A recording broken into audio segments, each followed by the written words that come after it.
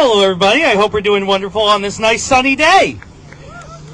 So a few weeks ago, I talked about the Universal Childcare Legislation that was recently passed and started to be implemented in Connecticut. I talked about how big of a deal it was and how important it was and how meaningful I think it was for something that a lot of us didn't hear a lot about, even though this is one of the things that directly we're fighting for. This is community empowerment. This is treating our neighbors with love. And I'm very excited today to bring a guest speaker to speak on this legislation. I am very happy to have the director of Child Care for CT, somebody who was instrumental on multiple levels of passing this legislation, Eva Bermúdez Zimmerman.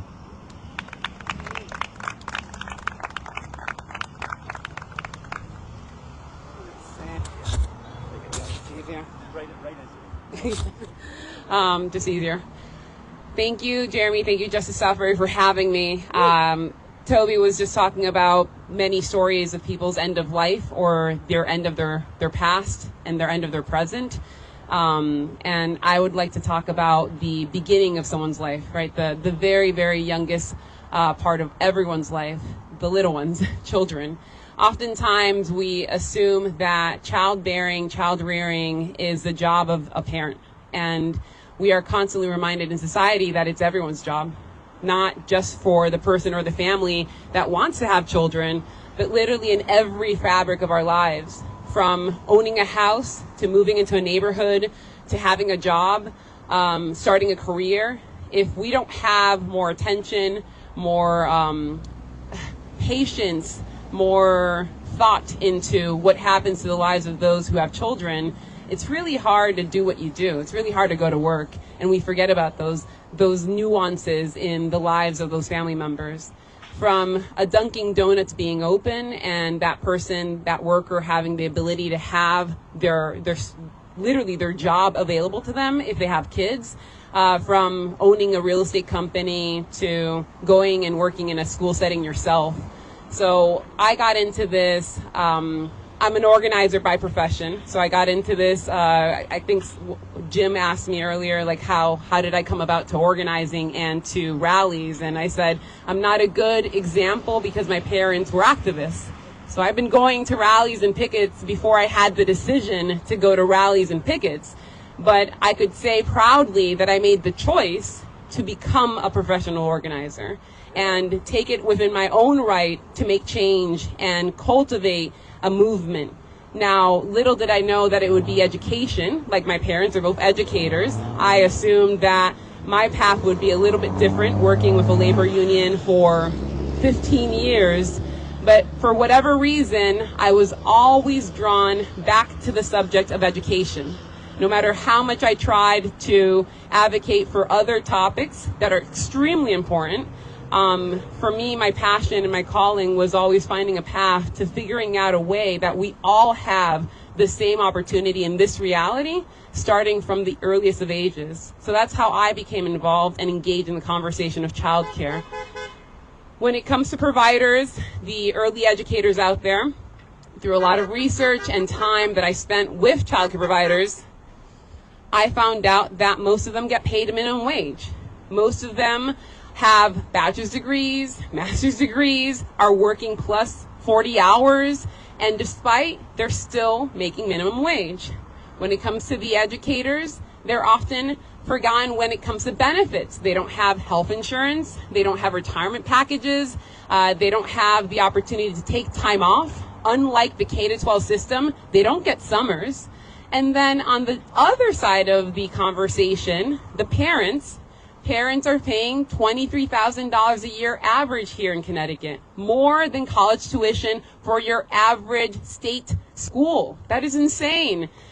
We are not in a time where my parents raised 3 kids and were able to have, 3 kids fed, bathe, clothe, go to school, have money for summer camps, still have enough time to do extracurriculars. That's not the reality we live in. Nowadays, families are really trying to skimp and trying to figure out ways to pay for that childcare tuition. And if they get fortunate, if they get lucky, there might be money left over for other things. So truly broken system. And we explored the conversation during COVID, just friends of mine, Izzy Greenberg, Meryl Gay, Liz Frazier, to figure out ways to give the providers more resources.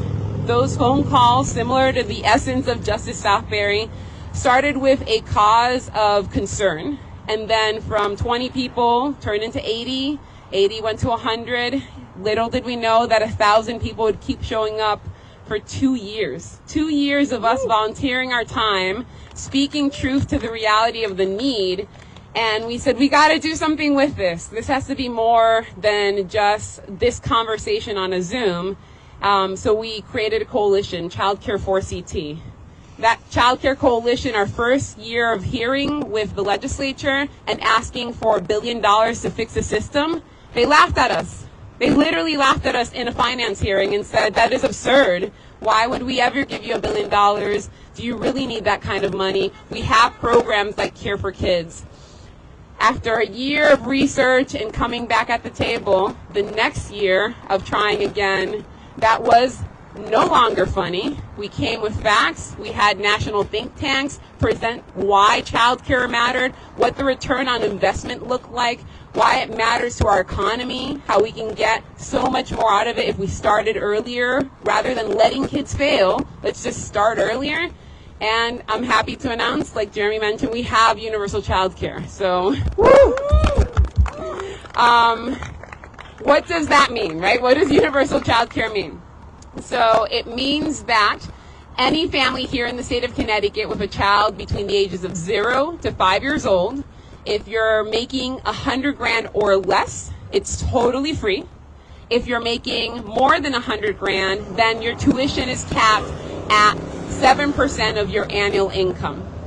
That recommendation was not, something that we came up with ourselves. That recommendation originally was the recommendation that Biden's administration was trying to pass before he left office. They were so very close to pass it with Build Back Better, and unfortunately, Senator Manchin killed it. So we were close on a federal level in that reality.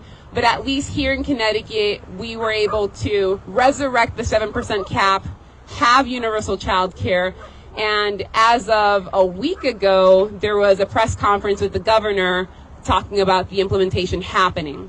So next steps right now, there's 1,000 slots that are available.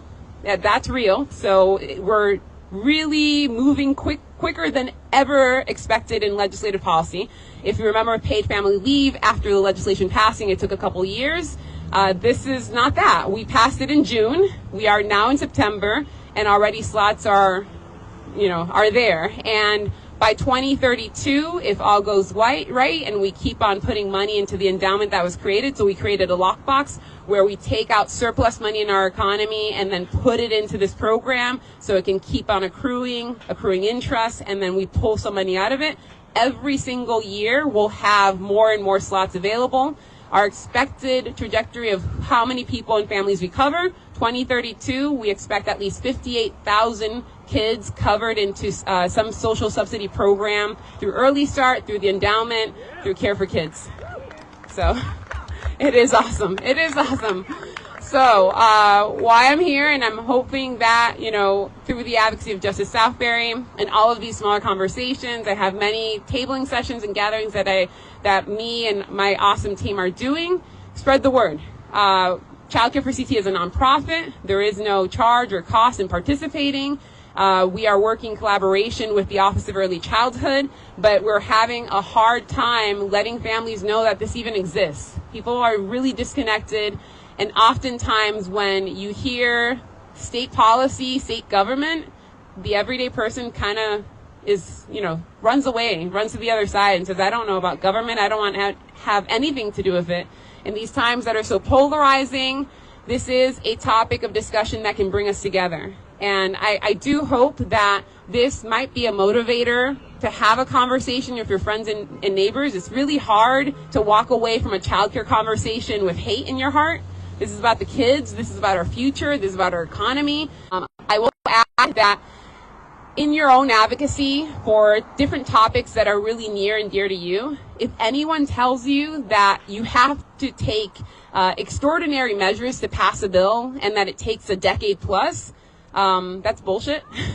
That's honestly, one year we went and talked to the legislature and we got laughed at, and the next year we passed a bill. And people told us along that way that it's going to be 10 years before anyone listens to us, and here we are.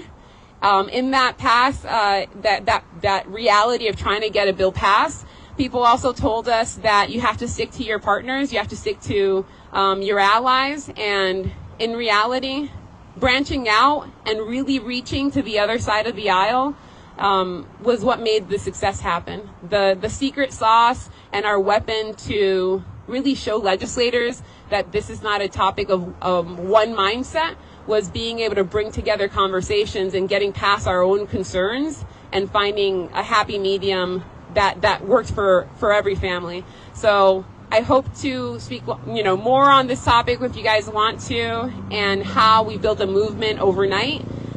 We have 15,000 people on our listserv now that got us here. We were able to hold rallies statewide, and then they went national. So we had Morning Without Childcare, and then that converted into Day Without Childcare with 2,000 people just in Connecticut rallying for childcare. So it took a lot of work, but in a very short time, literally anything's possible. Thank you for having me, and I have pamphlets.